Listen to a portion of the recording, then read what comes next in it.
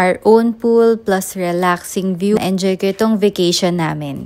We celebrated our 6th wedding anniversary dito sa Trails Boutique Hotel. Located siya sa San Pablo, Laguna. Napili pala namin yung villa para meron kaming sariling pool. And ito yung overview ng aming villa. Medyo mas detailed siya kasi dito sa TikTok ko lang din nahanap itong place na to. And kaka-open pa lang nila kaya medyo onti pa lang yung review. So ngayon mas ipapakita ko sa inyo yung room na nabook namin. Dalawa lang pala yung villa nila dito sa kanilang hotel. And ito nga lang yung merong private pool. Pero meron din naman silang common pool and sabi nila heated yun. Pero hindi na namin siya na-try kasi nag-enjoy naman kami sa sarili naming pool. Spacious naman yung room, queen size bed, meron din siyang internet TV which is a plus kasi mahilig talaga kaming manood bago matulog. Complete din yung towels, yung robe, and pwede rin kayo mag-request for pool towels. Napaka-spacious din ng kanilang CR. And in fairness, ang dami nilang ilaw kaya maganda yung lighting dito sa aming villa. Wala na rin kaming binaong food except for snacks kasi meron silang in-house restaurant. I think reasonable naman yung kanilang price. Ilagay ko na rin yung kanilang menu for your reference. And so far, masarap naman yung kanilang food, lalong-lalo na yung kanilang coffee.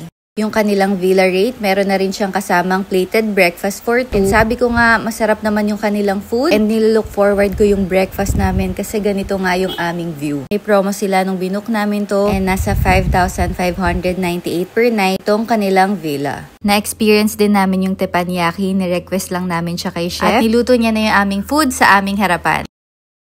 Nasarapan na kami sa food and may entertainment pa. Buong 3-day stay namin, wala kaming ginawa kundi mag-swimming, kumain, matulog. Talagang naging relaxing yung aming stay dito sa Trails Boutique Hotel. If you want to try their food, alam ko open yung kanilang restaurant kahit hindi kayo naka-check-in.